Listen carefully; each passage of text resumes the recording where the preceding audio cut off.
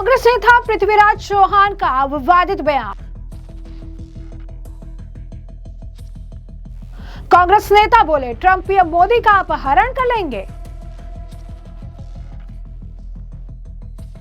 Venezuela की स्थिति से भारत का किया कंपैरिजन, कहा वेनेजुएला जैसी स्थिति भारत में हो सकती है। कांग्रेस के दिग्गज नेता और महाराष्ट्र के पूर्व मुख्यमंत्री पृथ्वीराज चौहान ने अब केंद्र सरकार पर आरोप लगाया कि उसने अमेरिका द्वारा वेनेजुएला के राष्ट्रपति निकोलस मादुरो को जो है अगवा करने की घटना पर कोई स्टैंड नहीं लिया। उन्होंने चेतावनी दी कि ऐसी घटना भारत के साथ भी हो सकती है। उनका कहना है कि अमेरिका ने वेनेजुएला के साथ जो किया वो संयुक्त राष्ट्र के नियमों का उल्लंघन है। हाल ही में ऑपरेशन सिंदूर पर विवादित टिप्पणी करने के बाद अब पृथ्वीराज चौहान ने अब एक नया बयान दे दिया है, जिस बयान को लेकर बीजेपी ने उन पर जमकर निशाना साधा है। कांग्रेस नेता पृथ्वीराज चौहान का कहना है कि वेनेजुएला में जो हुआ वो संयुक्त राष्ट्र चार्टर के खिलाफ है। एक चुने हुए राष्ट्रपति को अगवा किया गया। ये बहुत ही चिंता की बात है कि ये कल दुनिया में किसी भी देश के साथ हो सकता है, कल यह भारत के साथ भी हो सकता है। उसका कहना है कि भारत ने सामान्य तरह से नहीं बोला है, वेनेजुएला के मामले में कोई स्टैंड नहीं लिया है। रूस और चीन ने स्टैंड लिया और अमेरिका ने जो किया है उसकी आलोचना की है। यूक्रेन युद्ध में भी यही हुआ, हमने किसी का पक्ष नहीं लिया। हमने इजराइल हमास मामले में भी कोई स्टैंड नहीं लिया और अब हम यहाँ अमेरिकियों से इतने डरे हुए हैं कि जो हुआ उसकी आलोचना की भी कोशिश नहीं कर रहे हैं। इसी दौरान उन्होंने जो है विवादित बयान दे दिया और ये कह दिया कि अब सवाल ये है कि वेनेजुएला में जो हुआ क्या उस तरह का भारत में भी होगा। हमारे प्रधानमंत्री को ट्रंप साहब किडनैप करके ले जाएंगे, बस यही बात बची है क्या? अब क्या कुछ और कहना है उनका? So see, whatever has happened in Venezuela is against the UN Charter, is against the international law. Elected president has been kidnapped and taken to another country. You may not like the policies. America is always fighting the left political thought. So that may be so, but do you have a right to kidnap an elected president? I think the UN Security Council will debate exactly the same point. It's a very grave concern that tomorrow it can happen to any other country. Tomorrow it can happen to India.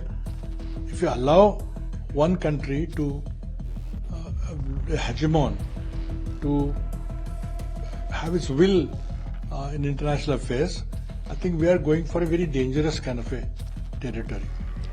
India has not spoken as usual. We've not taken a stand on Venezuela matter. What is right, what is morally correct, what is not correct, nothing. Russia, China have taken a stand and criticized what America has done.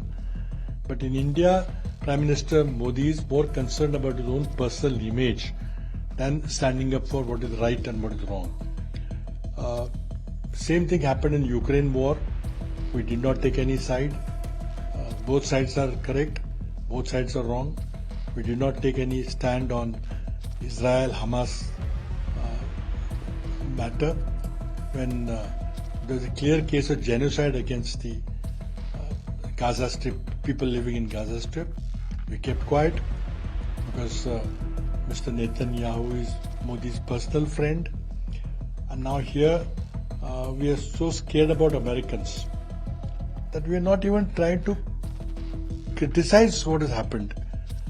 Ultimately, see, if America has a point that President Maduro's regime was exporting drugs to America, it's a serious charge. But we have heard before, in case of Saddam Hussein, when Iraq was invaded, by saying that Saddam Hussein is manufacturing nuclear weapons, and ultimately we found that it was a bogus claim. It was just an excuse to invade Iraq. Similarly, this whole claim about drug export and Mr. Maduro personally involved in a drug smuggling racket, I mean, this is a claim of Mr. Trump. Whether it's true or not, we don't know. Enough evidence has to be given about that.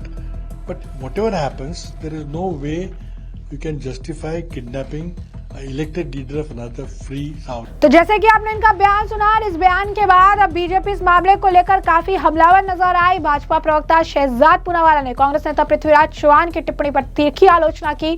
Shahzad ने कहा कांग्रेस नेताओं का मानसिक दिवालियापन अब चरम पर पहुंच चुका है। उन्होंने ऑपरेशन सिंदूर, ऑपरेशन महादेव, सरजील इमाम, उमर खालिद पर दिए कांग्रेस नेताओं के बयानों का जिक्र कर कहा कि पीएम को किडनैप करने का बयान देना ओछेपन को दर्शाता है। तो इसी के साथ साथ आपको बता दें कि इस मामले में लगातार प्रतिक्रियाओं का दौर देखने के लिए मिला। प्रदीप भंडारी बीजेपी राष्ट्रीय प्रवक्ता है, उन्होंने लिखा कि कांग्रेस रोजाना और निचले स्तर पर गिरती जा रही है।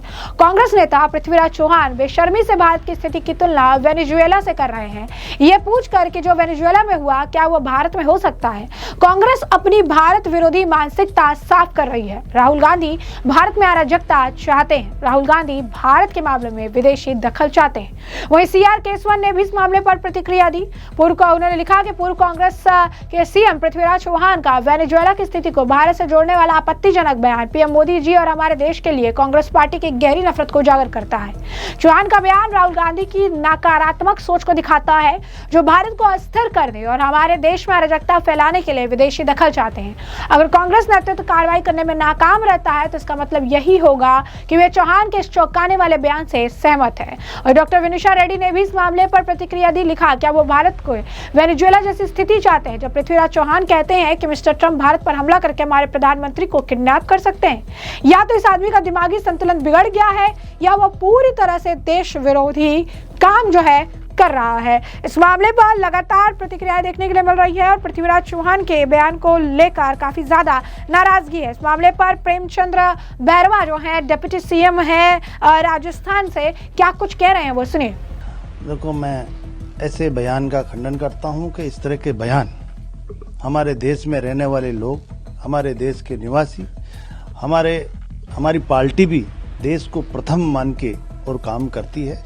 तो अगर इस तरह का बयान दे रहे हैं, हमारा देश आत्मनिर्भर तो है ही और दुनिया विश्व भी भारत को लोहा मान चुके। हमारे यशस्वी प्रधानमंत्री नरेंद्र मोदी जी ने जिस तरह से इस देश को एक चौथे स्तंभ पे लिया है आर्थिक दृष्टि से, जो 11वें नंबर पे हुआ करता था, और अगर इतना हमारा विकास और आत्मनिर्भरता की ओर हम पूर्ण रूप से जा रहे हैं और विकसित भारत 2047 का भी हम विजन लेके चल रहे हैं, तो इस तरह के बयान अगर हमारे देश के लोग करते हैं, पार्टियां अलग लेकिन कांग्रेस पार्टी के लोग जिस तरह से बोल रहे हैं, उनको हमारा राष्ट्र प्रथम, हमारे राष्ट्र पे किसी प्रकार की कोई आंच नहीं आए, इसके लिए हम सब एक हों और एक रह के देश के लिए एक भाषा बोलनी चाहिए।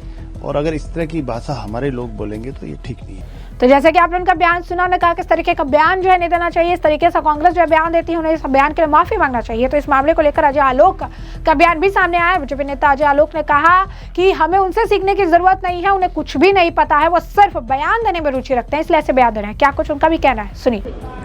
इंडिया के स्टैंड की पृथ्वीराज चौहान को चिंता करने की जरूरत नहीं है।